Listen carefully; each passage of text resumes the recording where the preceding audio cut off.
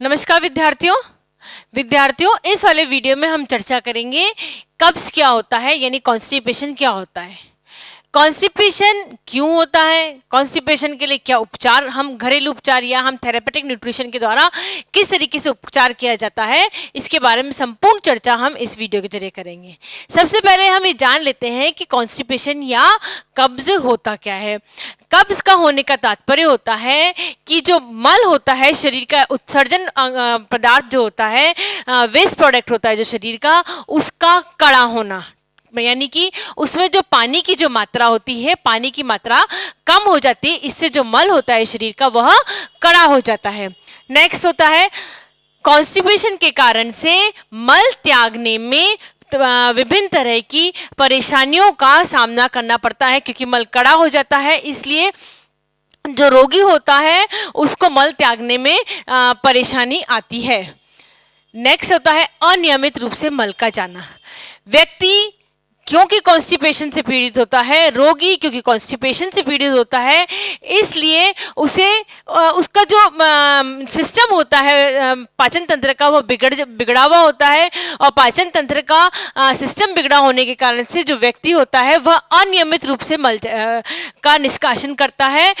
मल का निष्कासन में कई बार वह 2 दिन में एक बार करता है, या वह कभी सुबह जा रहा है कभी शाम को जा रहा है, यानी कि जो मल का त्यागने का समय होता है निश्चित होता है, एक हमारी जो बॉडी क्लॉक होती है उसके द्वारा निश्चित कर दिया जाता है। परंतु यदि व्यक्ति या रोगी कब्ज के द्वारा पीड़ित होता है तब उसका मल त्यागने का समय अनियमित होता है, मल अनियमित रूप से त्यागा जाता है।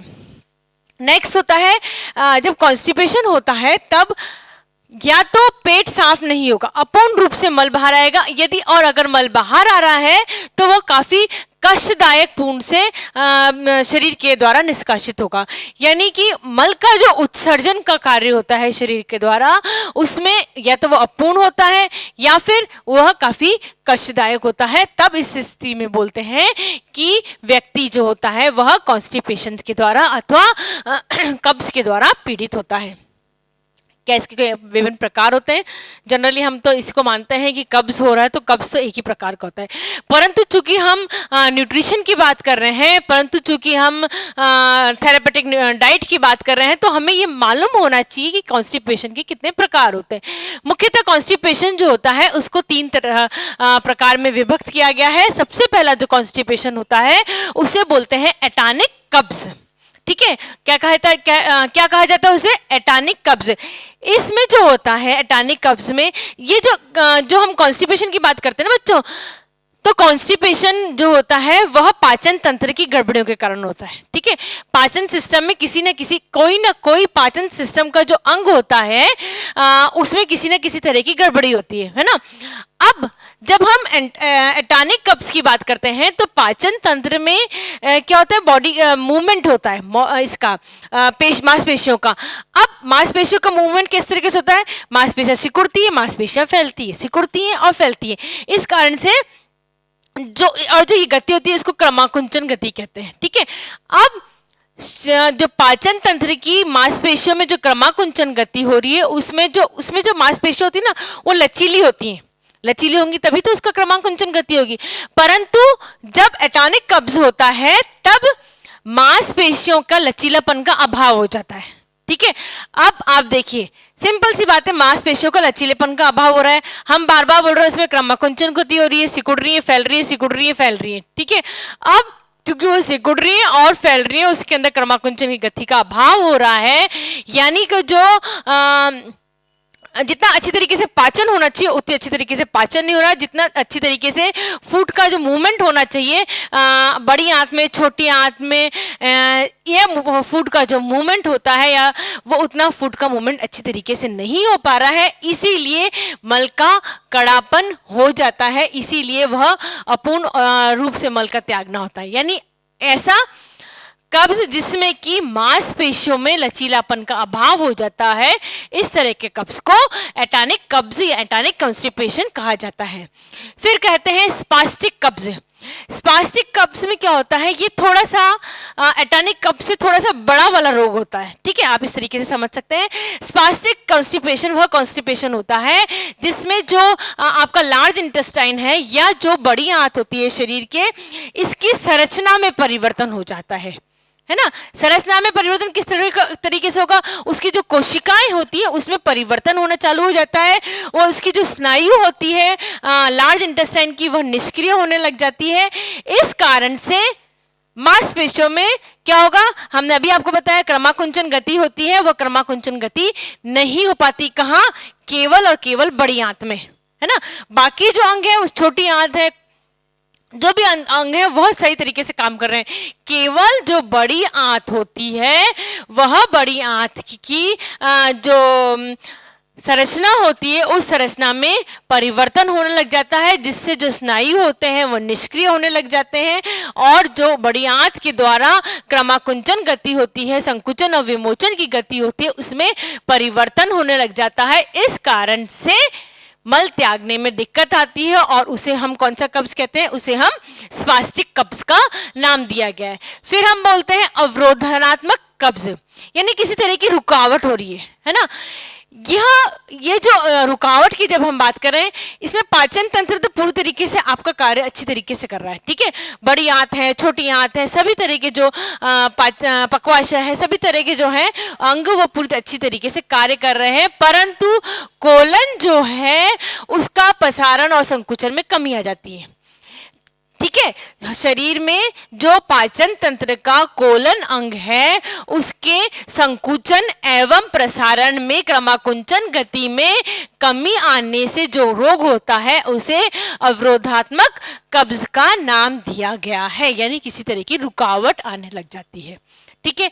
परेशानी तीनों में एक तरीके से होती है, चाहे स्पास्टिक कब्ज हो, चाहे टॉनिक कब्ज हो, चाहे अवरोधात्मक कब्ज हो, तीनों में एक तरह की ही परेशानी आती है। तो इस तरह से और इन तीनों में क्या होता है कि मेन जो प्रॉब्लम होती है वो एक ही तरह की होती है। वो प्रॉब्लम होती है कि उसकी जो क्रमाकुंचन गति होती है मांसपेशियों की, वह धीमी पड़ जाती है, उसका सिकुड़न और जो फैलाव होता है वह कम हो जाता है। इस कारण इस गति को क्या बोलते हैं, इस तरह से जो शरीर में परेशानियां होती है उसको हम कब्ज का नाम दिया गया है। मेरे ख्याल से आपको अच्छी तरीके से समझ में आ गया होगा कि वैरायटी ऑफ कब्ज या वैरायटी ऑफ कॉन्स्टिपेशन किस तरीके से होते हैं। अब इसके कारण क्या क्या है, ठीक है।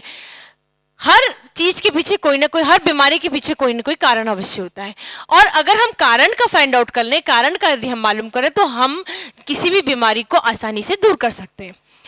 इसके पीछे क्या क्या कारण है।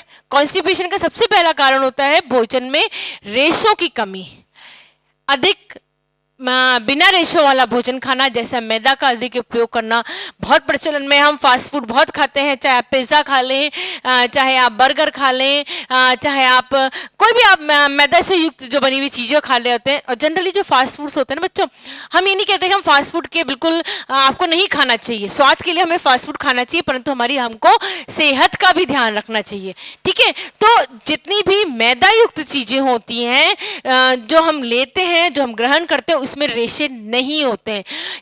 तो रेशे ना होने के कारण से कॉन्स्टिपेशन की जो समस्या होती है वह इंक्रीज हो जाती है। कहने का तात्पर्य है कि यदि आपके भोजन में किसी भी तरीके से आप रेशा का उपयोग कर रहे हैं तो कॉन्स्टिपेशन की समस्या नहीं होगी। इसके लिए आपको जरूरी है कि आप सलाद अपने जो भोजन में है उसको जरूर से जोड़िए। शर्मी में जल की कमी, मल के द्वारा, मल में कुछ परसेंटेज होते हैं जल की, इसके जो मल का जो त्यागना होता है वो आसानी से हो जाता है। परंतु यदि आप पूर्णतः जल नहीं ले रहे हैं, तब जो आपका जो जितने भी पाचन तंत्र में अंग कार्य कर रहे हैं उसमें जल की कमी होने लग जाती है, और जल की कमी के कारण से कॉन्स्टिपेशन की समस्या हो जाती है। यानी इसका निवारण भी यही है कि आप अधिक मात्रा में जल पिए। चाय, कॉफी, धूम्रपान, शराब, जितनी भी ड्रग्स होती हैं उनके कारण से कॉन्स्टिपेशन की समस्या बढ़ जाती है। यानी इनका यदि आप अधिक मात्रा में सेवन लिमिट में कर रहे हैं तो ठीक है, परंतु यदि इनका अधिक मात्रा में सेवन किया जाता है तो निश्चित रूप से ये जो कॉन्स्टिपेशन की समस्या होती है इसका प्रमुख कारण बन जाती है। निश्चित समय पे भोजन न करना, हर हमारे शरीर की बॉडी क्लॉक होती है। आप देखेंगे, आप चाहें न चाहें, आप रात को चाहे कितने बजे भी सोएं, यदि आपके सुबह उठने का टाइम निश्चित है तो आप उसी टाइम पे आपकी आंख खुल जाएगी। ठीक है, आपको निश्चित समय पे भूख लग जाती है, क्योंकि आपका भूख लगने का बॉडी क्लॉक होता है ना। तो क्या है बच्चों, निश्चित समय पर यदि आप भोजन नहीं कर रहे हो, या कभी तो आप बहुत जल्दी भोजन कर रहे हो, कभी आप बहुत लेट कर रहे हो, कभी आप बहुत ज़्यादा उपवास रख रहे हो, कभी आप कुछ क्योंकि आपने सुबह का हैवी नाश्ता कर लिया होता है तो आप जो लंच है उसको छोड़ देते हैं, फिर आप डिनर ही कर रहे होते हैं। तो ये जो समय भोजन का जो निरंतर है ना, एक छोटे टाइम पीरियड के लिए नहीं हम बोल रहे, निरंतर लगातार जो भोजन का समय में परिवर्तन होता रहता है, निश्चित समय पे भोजन नहीं किया जाता है, ऐसी स्थिति में कॉन्स्टिपेशन की संभावनाएं बढ़ जाती हैं। अत्यधिक औषधि, कई औषधियाँ होती हैं बच्चों, जैसे जो शरीर के लिए ऐसा होता है कि उनकी जो कॉन्स्टिपेशन की जो मात्रा, कॉन्स्टिपेशन जो होता है उसको इंक्रीज कर देती है। फॉर एन एग्जांपल हम देते हैं, कई लोगों को जो कैल्शियम की गोलियां दी जाती है, डॉक्टर्स कहते हैं इससे कैल्शियम की गोलियां देने से आपका जो कॉन्स्टिपेशन की समस्या है वह इंक्रीज हो जाती है। एग्जाम्पल दे रहे हैं, सबका शरीर अलग अलग होता है, किसी के शरीर में किस तरह से रिएक्ट करती है, किसी के शरीर में गोलियां किस तरीके से रिएक्ट करती है, परंतु कई बार अत्यधिक गोलियां देने से, अत्यधिक औषधियां देने से कॉन्स्टिपेशन की समस्या इंक्रीज हो जाती है। इसके लिए क्या करना चाहिए, रेशेदार भोजन का उपयोग करना चाहिए। इसका सबसे बड़ा एग्जांपल है, जनरली जो कैल्शियम की गोलियां दी जाती है आफ्टर 40 साल के बाद में, उनसे कॉन्स्टिपेशन की जो समस्या होती है वह बढ़ जाती है। मानसिक चिंता, कई बार मानसिक चिंता से डायरिया हो जाता है, कई बार मानसिक चिंता से कॉन्स्टिपेशन की समस्या बढ़ जाती है, यानी कि मानसिक चिंता हमेशा अवॉइड करनी चाहिए।